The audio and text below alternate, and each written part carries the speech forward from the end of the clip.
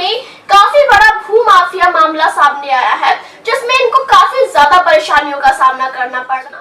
अब हम दूसरे पक्षधारों के बारे में भी जानेंगे और इस पूरे मामले की सच्चाई आप तक लाएंगे।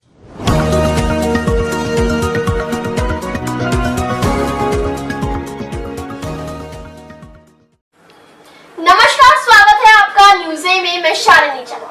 आज फिर हमारे साथ यूसीएनआई के प्रशासनिक सचिव मिस्टर स्टेफन मौजूद हैं और आज हम उनसे पिछली बार जो इंटरव्यू हुआ था उसमें उन्होंने भू माफियाओं के बारे में बताया था, तो उसी पे कुछ बातचीत करने वाले हैं। जी हाँ, राजस्थान में काफी बड़ा भू माफिया मामला सामने आया है, जिसमें इनको काफी ज्यादा परेशानियों का सामना करना पड़ रहा है। आइए उनसे बातचीत करें।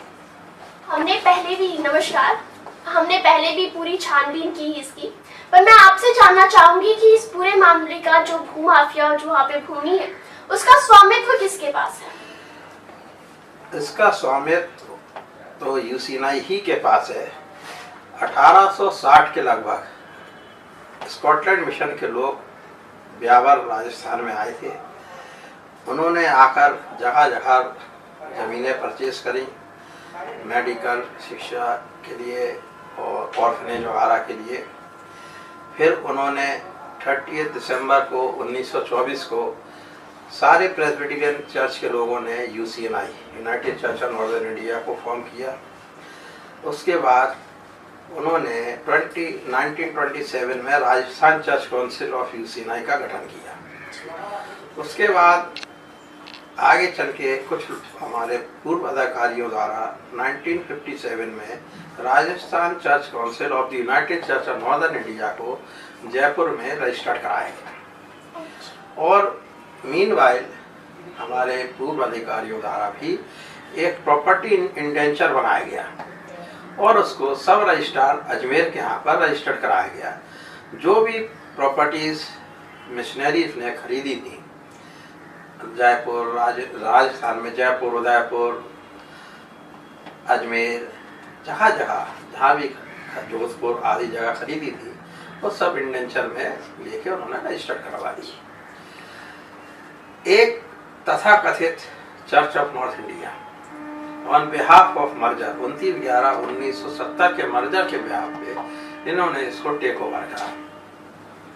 उस मर्जर को लोअर टू सुप्रीम कोर्ट तक किसी ने नहीं माना सारे डॉक्यूमेंट से, पर उन्होंने इसकी परवाह नहीं करते हुए राजस्थान में इलीगल काम शुरू करा।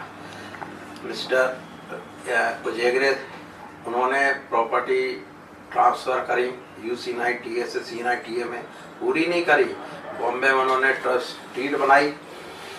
जो प्रॉपर्टी उन्होंने सीएनआई टीए से बेचनी थी उन्होंने कुछ प्रॉपर्टीज को यूसीएनआई से सीएनआई टीए में कन्वर्ट करा के उसको लीज आउट करा, किसी को सेल डीड करी, कुछ दुकानदार को दी। ये इनका चलन शुरू हुआ।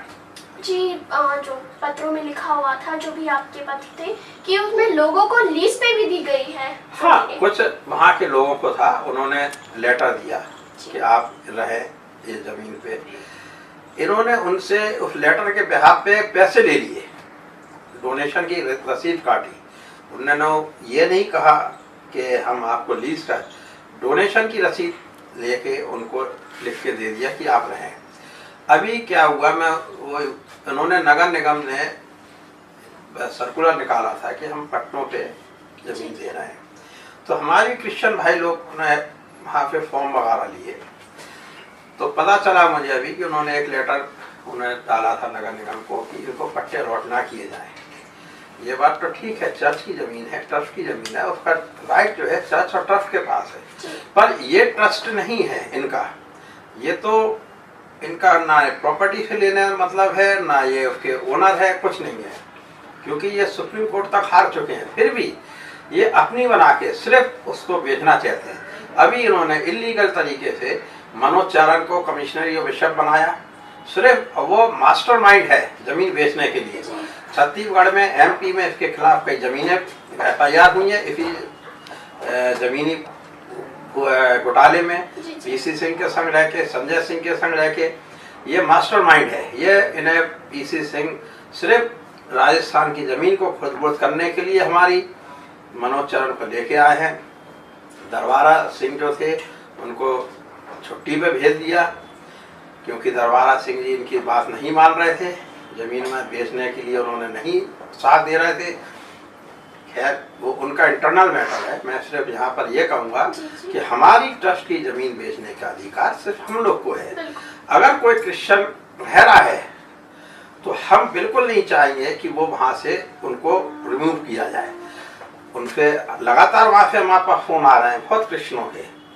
हमारा एक ही है, आप लीज लेना है लीव ले लीजिए, हम आपको बेदखल नहीं करेंगे, बल्कि हम तो कह रहे हैं फ्री होल्ड कर देंगे।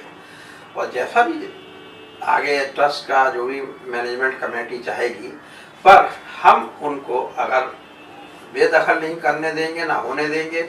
और जो CNI ने इनको धोखे में रखकर पैसे ले लिए, करोड़ों रुपए ले लिए सब लोगों से आज तक। हमने ये जानकारी मिली है कि ब्यावर में भी FIR की गई थी, उसके बारे में आप कुछ बताना चाहेंगे? बिल्कुल, ब्यावर में हम लोग के खिलाफ FIR की गई थी और वहाँ पर हम लोग का पक्ष रखने वाला कोई नहीं था, और जिस पे हम लोग ने भरोसा किया उन्होंने ही हमारे साथ धोखा किया। हम पुलिस के पास, शासन प्रशासन के पास हम लोग अपना पक्ष नहीं रख पाए, इस वजह से वो दिक्कत हुई। और हम लोग की छवि को, हमारे ट्रस्ट की छवि को धूमिल करने के लिए प्रेम मसीह ने ये सब कराया था, जबकि वो इलीगल थी FIR, क्योंकि जो पावर टॉनिंग से FIR लिखाई गई थी वो एक्सपायर ऑलरेडी 2018 में हो चुकी थी। और प्रेम मसीह जिसकी पावर टॉनिंग पे ये हुआ था उसका डिसक्वालीफाइड है, तो वो इसको कर ही नहीं सकते थे। पर चूंकि हम लोग का वहाँ पक्ष कोई नहीं रख पाया, इसलिए हम लोग की छवि और नाम ट्रस्ट का और मेरा खराब हुआ।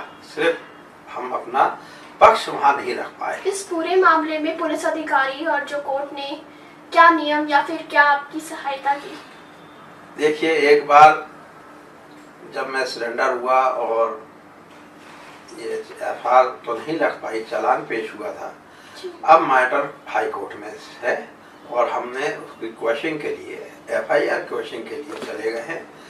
ऑलरेडी पेंडिंग है, क्योंकि कोविड के दौरान वहाँ पर अभी कोर्ट नहीं चल रही थी, पर अब कोर्टें चलने लगी हैं। तो हमें पक्का यकीन है, पूरा भरोसा है कि न्याय हमारे साथ न्याय ही होगा।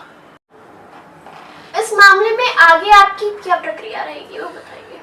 देखिए, प्रक्रिया हम लोग के ट्रस्ट की यह है कि जो उन्होंने सबसे पहले जो क्रिश्चियनों के नगर पालिका में दिया है कि वो पट्टों के लिए, जो क्रिश्चियनों के पट्टों देने के लिए इन्होंने मना किया है, उसकी लड़ाई हम लड़ेंगे। पहली बात तो यह है कि इनको डायसिस ऑफ राजस्थान को कोई राइट नहीं था कि वो लेटर दें। Property belongs to UC98, not diocese of Rajasthan CNI। ये प्रॉपर्टी UC98 की है। हमने ऑलरेडी वहाँ पर ऑब्जेक्शन, इसका जवाब भेज दिया है और जल्दी ही इन लोग के खिलाफ कानूनी कार्रवाई होगी। और ऑलरेडी हमने जो इन्होंने इलीगल रजिस्ट्री करी है उनकी हमने अजमेर में, जयपुर में, ब्यावर में FIR करा रखी है। और हमें पूरा यकीन है कि शासन प्रशासन से हमें जरूर इसमें न्याय मिलेगा।